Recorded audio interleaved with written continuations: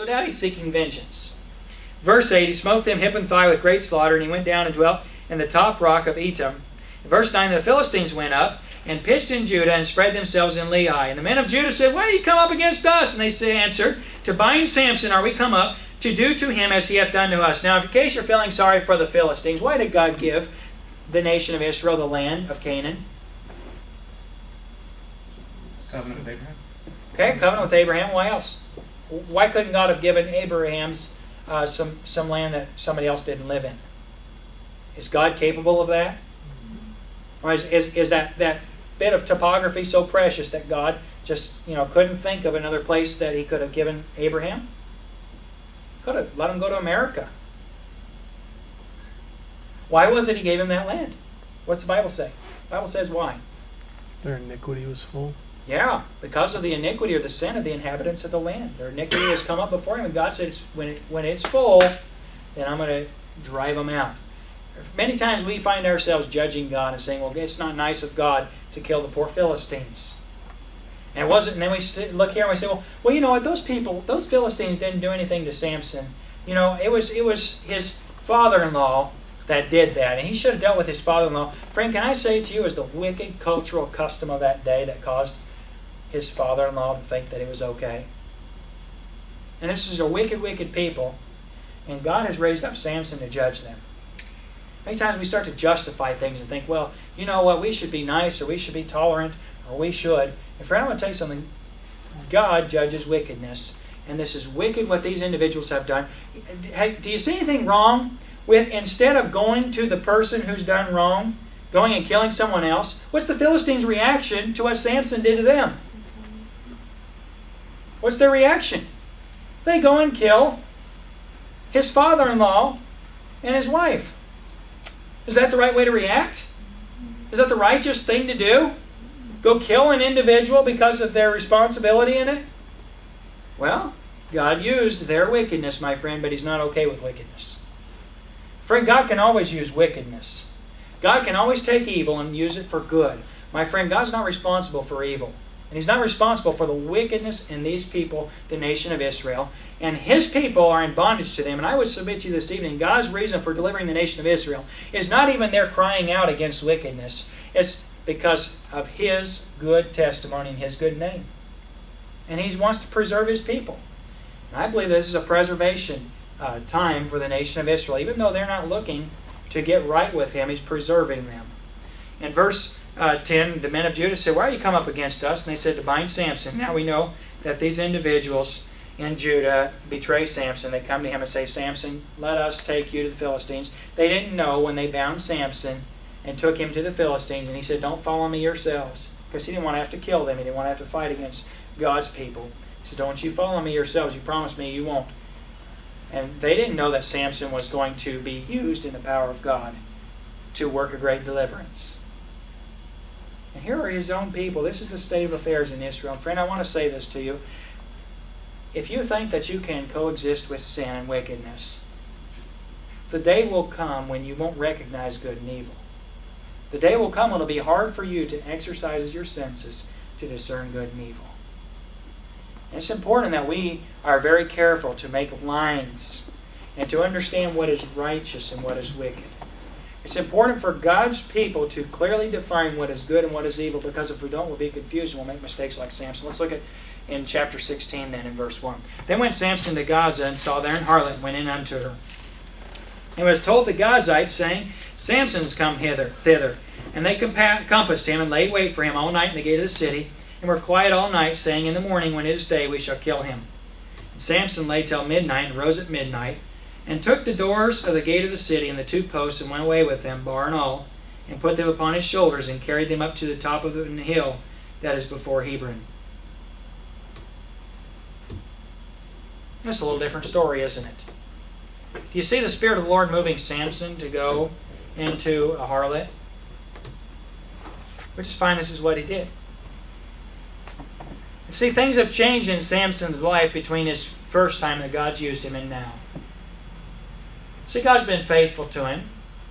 But I don't know, there's a lot of Christians I think that could relate to this. I said, well, I understand this. Friend, I want to say to you this evening, just because some things happen in your life that cause sadness does not give you the right to do wickedly. You know, a lot of times Christians say, well, you know what? I honor the Lord and I served Him and I did right, and look what happened to me. And they'll give a situation or example of some evil. If God led Samson to marry this woman from Timnath, then shouldn't he have been allowed to keep his wife?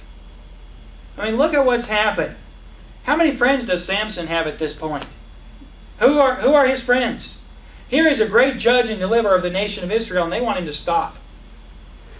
God's using him mightily to deliver them, and they want him to quit because it's going to cause them problems, and they just don't want to be delivered.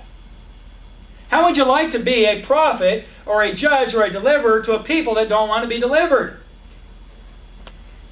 It'd be like being Jeremiah. Read the book of Jeremiah, and God is trying to warn and prophesy to the nation of Israel, and every warning is about judgment. And every time he preaches the truth to them, what happens? Well, the king just goes and gets another prophet to preach a contradictory message that he likes to hear, and he talks about deliverance. Jeremiah talks about bondage and captivity being the consequence, and they get a prophet that'll say, no, nothing bad will happen. And this is the way the nation of Israel is. They are content to be in bondage. And they want their deliverer to go away. And these are the people that are supposed to be his friends. And the people who aren't supposed to be his friends killed his wife and father-in-law. And if you can imagine with me, Samson's kind of lonely at this time. He's kind of alone. I would suppose that Manoah and his wife were probably the only people in the world that Samson could go to. And of course, they were causing a lot of problems too, as well. Now, look at, okay, so here's the second situation. I believe that this is the sin cycle in Samson's life. Here is Samson with God's blessing, God's power. I don't know what that is. Here is Samson with God's power, God's blessing in his life, and he's being used of the Lord. And friend, what happens? He comes into hardship and he gets discouraged. And he falls into sin. And friend, I want to say to you that Satan will take something that is good, and he'll take something that God will give you the grace to get through, and instead of you responding to it, many times you'll fall and you'll believe a lie about God. And Samson's believing a lie about God here. In his life, he's believing that God's not good. Let me ask you a question. Is God good? Up to this point, has God been anything but good to Samson and with Samson? You know what Samson's problem is? He doesn't see deliverance. He only sees his own unhappiness. He doesn't see God using him. He's not concerned about what God is going to do with his people and with his nation. And he's more concerned about his own personal happiness than he is with whether or not God's using him. And friend, I want to tell you something. You don't have to be happy for God to use you. Let me say something else. Study joy in the Scripture.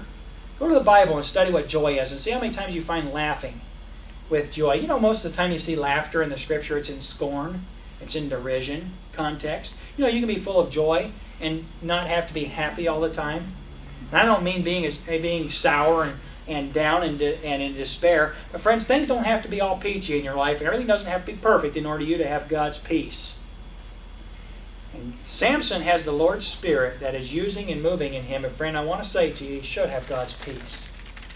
But instead he trades that for something else. That is to satisfy his own flesh.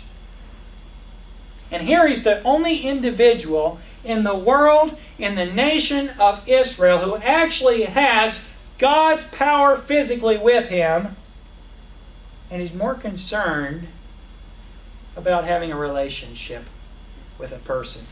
Friend, I want to say to you, when you become more concerned about relationships with individuals than you are concerned about a relationship with the Lord, you'll begin to believe that God's not good. And you'll begin to put yourself in a position where you're falling to sin. I believe that's what happens in Samson's life. Here he goes down to a woman who has the reputation of an harlot, and it's interesting that this isn't any big deal. It's interesting the way this is mentioned in Scripture, that no one said, well, is this child, is this son of the nation of Israel, what's he doing going into an harlot? Friend, I would submit to you this evening that it wasn't uncommon for anyone among the Philistines, and it wasn't uncommon in the nation of Israel, but it should have been uncommon for a person who had God's Spirit in their life. Friend, if you think that sin, just because